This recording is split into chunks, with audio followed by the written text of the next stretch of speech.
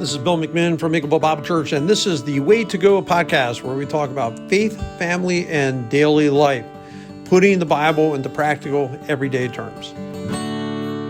Welcome to the Way to Go podcast. Bill McMinn along with Bradley Brobst, and we are talking about the crucifixion of Christ today, actually, and Pilate, who turned him over because he relents to all the cries to crucify him, crucify him, crucify him. But you don't just crucify him, you have him whipped first. And there's kind of a tragic thing because he knows Jesus Christ doesn't deserve it. He's innocent, but you're still going to whip an innocent man. And I know that's always made a big impression on you, just that whole thing that he went through, the soldiers beating on him, spitting on him, mocking him, dividing his clothes, the whole 9 yards.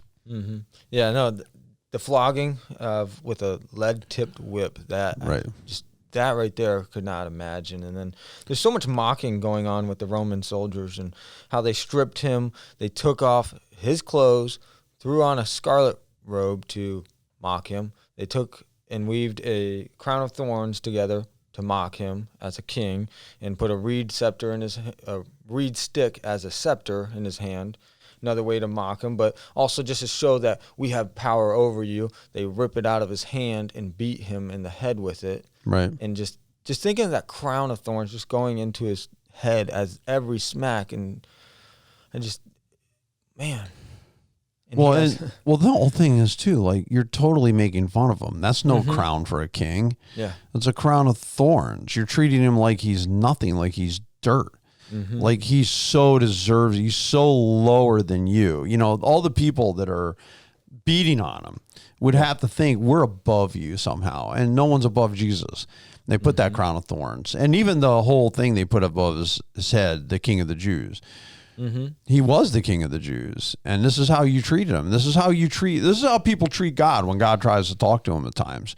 How people treat God in his word. I mean, it's just go to Christ and look at how we are in humanity, and it gives you a great depiction of somebody who went to heal so many people, and that's how he got treated. I've always felt that's the travesty. But then there's this Simon of Cyrene. He's coming from the country. They get a hold of him, make him carry the cross. And I've always felt like it's because Christ is...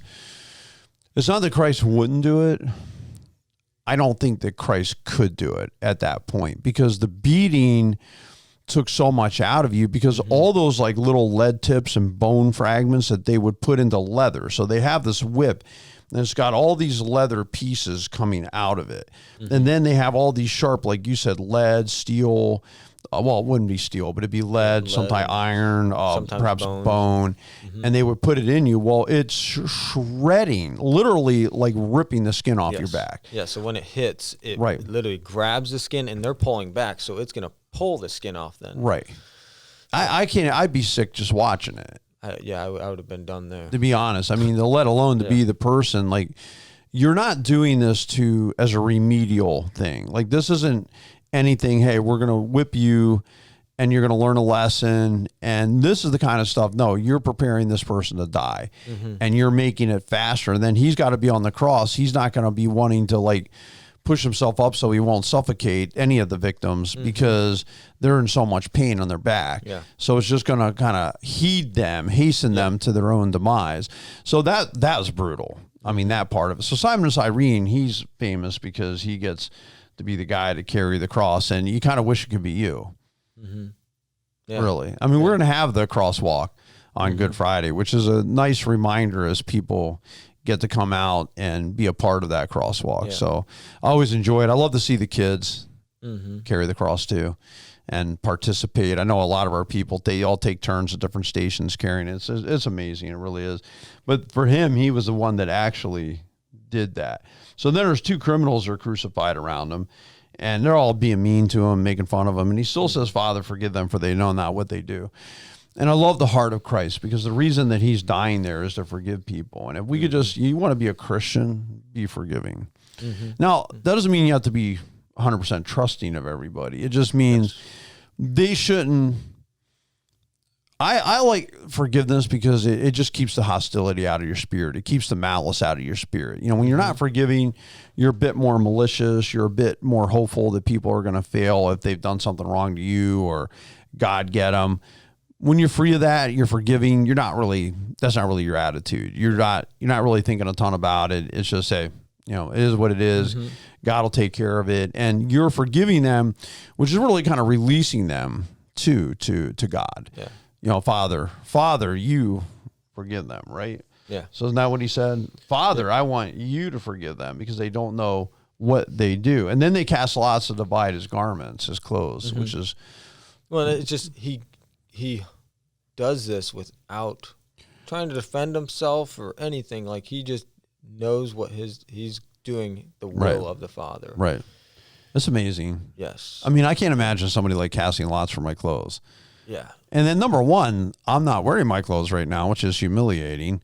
And they're getting, so you're forgiving them, and here's how they return the favor. They take you so lightly that they're going to decide right in front of you because they're thinking they're never going to see you again. Can you imagine these guys the day they see Jesus Christ, when they enter into eternity and Jesus Christ is there, is like, oh my, we sat there. We took his clothes. We took his clothes from him. Beat him and flogged him. And with the crown of thorns, we mocked him and punched him over and over. They took a club. They took the scepter they gave him to make fun of him. Then they started hitting him over the head with it.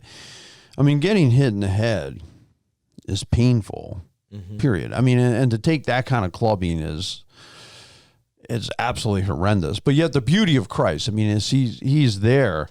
And I think about the one criminal who sticks up for Jesus Christ, and he said, indeed, we're here justly. We're receiving the due reward of our deeds, but this man has done nothing wrong. And I love that. He hasn't done anything wrong. We did. Most people, when the joke is, you know, when you're in prison, you know, there's nobody guilty there. Everyone's innocent. You know, I didn't really do it, this and that and the other. These men did something so bad that they actually believed they deserved the cross. Yeah. Like, we deserve to be here. Jesus Christ doesn't deserve to be here. And he said, remember me when you come into your kingdom. And Jesus Christ said, truly today, you'll see me in paradise. We'll be together.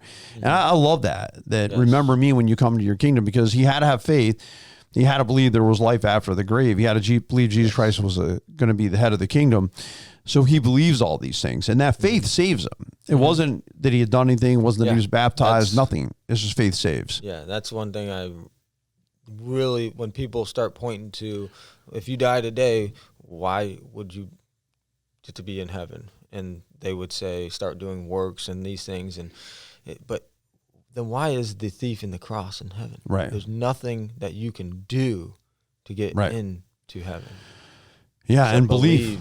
Think about belief erasing every sin he ever did. He said, I deserve. He had done some really bad things. And Jesus said, today you're going to be in a place of comfort. And all he did was stick up for Jesus. And this is how much God appreciates us standing up for Jesus too. And just the way that we live and in our prayers and our faith and our belief. Yeah, just having the right attitude about him and having faith in him. And that's something everyone's got to ask themselves, you know, well, do I have faith? Do I believe in Jesus Christ? Do I believe that he died on that cross for my sins? Because he died for you. He died for you, the individual. He didn't just die for the world in general. He didn't die for someone else. He died for you in particular. And that's the way we've got to realize it. You know, you got to put your name when whoever believes in Jesus Christ, right? That person will be saved. Well, the whosoever is, put your name in there. If you believe, you'll be saved. You'll have eternal life. You will not perish. And so that's the whole point of it. That's why he's talking about forgiveness and all these things.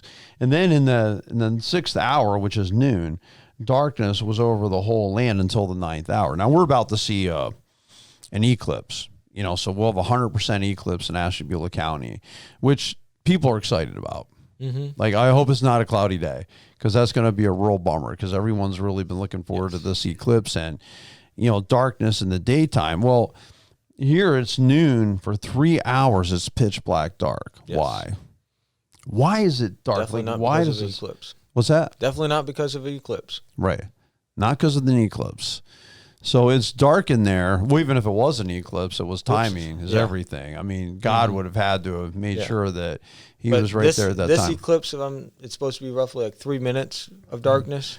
Right. We're talking 3 hours. 3 hours of darkness. Yes. Yeah. It's amazing to me as you think about the darkness of sin. It's an apt description of what Christ was there to do. In fact, he was there to die and pay for sins. It's dark. Well, that's kind of what you would expect. Every sin. And I think about how crummy this world can be to people. And you think of children that suffer abuse, neglect, murder. We're constantly reading some story of some runner or some kid or some domestic dispute and somebody's killed. And it's just tragic. You think about how all these horrible things are happening. You know, the way that people grow up, the things that they experience. You know, you've had a decent home life. I had a decent home life, and we should be super grateful for that. But some don't have those things. And so then I think of all the sins, all the rapes, all the murders, all the injustice, all the lies, all the deceit, all the ripping people off, all of it. One time of Adam and Eve sins right here going on the cross, all the way to the sins of the future, all the sins of the world coming on to Christ, condensed in one small period of time, and it is just darkens the sun. Yeah. Just thinking of Israel and all the sacrifices they did, but none of them covered their sin. Right. And what they needed was the perfect sacrifice, a sinless, perfect human, which is why God came in human flesh, right, to take that. So we don't have to. Right. And no. Praise God for it. No, I agree 100% because he died in my place. I couldn't go to heaven. I think the bottom line is you just got to realize you can't go to heaven on your own. And the reason you can't is because your good works is not currency. It doesn't spend there. You got to look at what is currency in heaven. Currency in heaven is the blood of Christ and our faith in him. That's currency in heaven. So I can't go, I can't go to the store with Monopoly money. I can't go to the store and trade them marbles or acorns or bullets or anything. They want cash. So that's why we have credit cards. That's why we have cash. We go there and that's how we pay, or debit cards. We make a transaction of currency of the U.S. dollar. I mean, they don't want Canadian coins either. You know, I mean, they want American money. And so in our world in which we live, that's how we make transactions. For some reason, I think that people think that currency in heaven is good works. But your good works can't pay for sin any more than if you rob a bank. You can't go tell the judge, well, I'll be good, and he's going to let you off, as if that's how you pay. That's not how you pay. The way that you pay for sin is sacrifice. It was a blood sacrifice. It was Christ's sacrifice. He died. I can't do anything about it. Like, I don't make the rules. I don't determine how a person gets to heaven. God determined that, and he sent his son, Jesus Christ. I got to be like the criminal on the cross and say, remember me when you come into your kingdom. I just need to believe it. Yes. Right? And that's at least that's a starting point to exploring the claims of Christ and actually becoming a Christian. And I think even for us now, like, do I think of myself as a Christian? Absolutely. It's not meaning I don't have more to learn. It's not meaning that there's not a search. There's not a quest. I mean, he's infinite. I'm finite. There's always more to learn. There's always more to think about. Even in these accounts we're talking about, my goodness. I mean, there's so much to learn about. There's so much to think about just here. Yeah. In the last podcast and this podcast. So, you know, I look at it and realize, no, man, you got to constantly challenge yourself to really follow Christ. You got to constantly challenge yourself to be sincere in coming before God. Yeah. Right? Yeah. No, like it's a continuous race. Right. Keep racing, keep reading, keep growing closer to God, right, until your time comes. You don't know when that may be. Right. Take it seriously. No, I agree 1,000%. But darkness to me has always been wow. I can't imagine if I were standing around that cross that day, and it just got spooky, eerie, dark. And that world's not waking up to what is going on. Like, I would be... Man, those Pharisees, those scribes, that chief priest, they had to have a question. Like, did we do the right thing? Right? And they're even going to ask him, like, and one thing we had talked about earlier, when they asked him about, you know, are you really the Christ? Tell us. And he said, if I tell you, you're not even going to believe it. And he said, and if I ask you a question, you're not going to answer. And then he tells them, well, you're going to see the Son of Man sitting at the right hand of God. And they said, we've heard enough, crucify him. Because they didn't want to know the truth. Yes. All they wanted him to do, do you really think you're the Christ? If you're really the Christ, tell us. And we're all like, oh, Jesus, if you would just say it. Just say it one more time. They're ready to believe. Their hearts are open. No, they're not. They're just waiting. As soon as you say it, they're going to say crucify, because that's all they wanted. That's all they could think about was getting rid of Jesus Christ. They never had a heart to believe, ever. Yes. At any time in that, they didn't really want to conceive it or believe it. We need to at least come with open hearts to God. At least have an open heart. Don't be like them. Yeah. Right? Yep. So then he's going to die, right? And he says, Father, into your hands I commit my spirit. And having said this, he breathed his last. What do you think about it? Into your hands, Lord, I commit my spirit. Just thinking about when we die, when we leave this world, we know where we're going. We have a hope. Right. And just thinking, like, he knew exactly where he's going. He knew, all right, it is finished. Father, I commend my spirit to you. Right. And that's very similar how we should be, because we have that hope. We know where we're going. Right. We know what's going to happen after our death. I like it, too, because he's making a statement here. You didn't take my life from me. I gave it up. Mm-hmm. Yeah, he said that earlier. No one takes my life from me. I give it away. He right here, I commit my Father, I commit into your hands my spirit. He died when he chose to die on that cross. He took it, he bore it, he suffered, he bled. Father, into your hands I commit my spirit. And that shows you too, there's another life. It's your spirit can live apart from your body. A lot of times people are like, oh, once your body's dead, that's it. No, you've got a spiritual side of you. A spiritual side of you lives on. And he went on. And I think that all of us should have that attitude. Hey, into your hands, God, I commit my spirit. Into your hands, Lord, I surrender my life. And so anyway, the one is around him, the one soldier, when he saw what had taken place, he praised God, saying, certainly this man was innocent.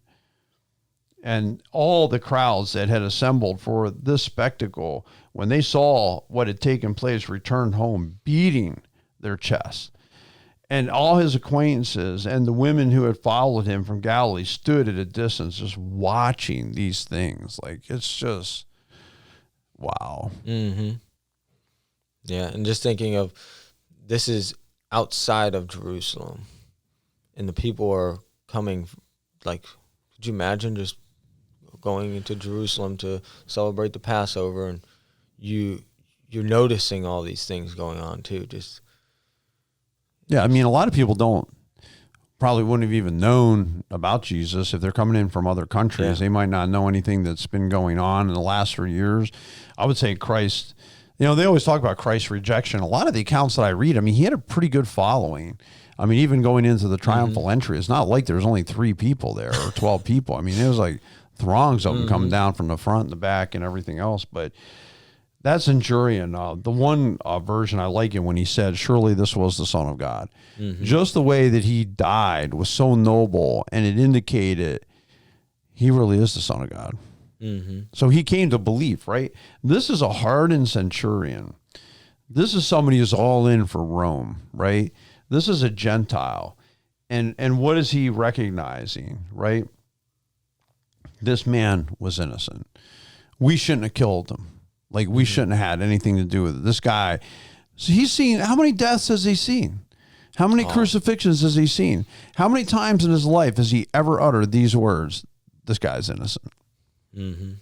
Yeah, no, that's a very good point. Probably never. That's probably never happened. The innocent of Christ, because Jesus Christ came the righteous for the unrighteous, right? He was the perfect. He died for we, the sinners, to bring us to God. And I love that. His whole mission is to bring people to God. He wants to bring the centurion to God. He wants to bring the criminal that was next to him to God. Yep. He really does want to change lives. It's just a matter of us allowing that to happen and just seeking him out in these things. Because of our free will that we were given. Yeah, it was a beautiful life. I mean, God's given us this life. I think every breath that I have is from the Lord. I believe that anything that you can do in ministry, anything I can do in ministry is only done by the power of God and through God. I'm not a big over-spiritualize everything on this planet. I'm just not. You know what I'm saying? I just realized God made it, and I'm appreciative of all these things. But I realize there's so much more than me. There's so much more than anything I can do. That God is working. Like, you think about the people coming in, this crucifixion is going on. They've got no clue how powerfully God is working around them. Those have come from outside that city. Yeah. And probably a lot that have come from other lands have no idea that God right there is providing salvation. Just like when we drive out of this parking lot today, we go home, we come back, we do an Easter egg, the Easter extravaganza. We do a Good Friday service. We'll have Easter. We've got no idea really all that God has that he's doing in this county. In this state, in this country, around the world. I mean, God is working. He is moving. He is doing things, right? That evil's trying to stop it. Like, evil's trying to put an end to it. But you just can't stop the work of God, because he'll go in the grave. He's coming back 3 days later, because you can't stop what God is doing. And that ought to give all of us hope. Yeah. Yeah, just thinking of every aspect that they tried to stop it. Right. Of the Pharisees, and just trying to stop it. They even put soldiers in front of the tomb, right, to guard it, because they're afraid someone's going to steal it and say that he rose from it. Right. And you can't stop God. Right. So if anything, it should increase our faith. Our Lord, I mean, it's kind of wild. Hey, who do you believe in? Someone who got crucified. Like, they put him on a cross and nailed him up there. And that's the person I'm following.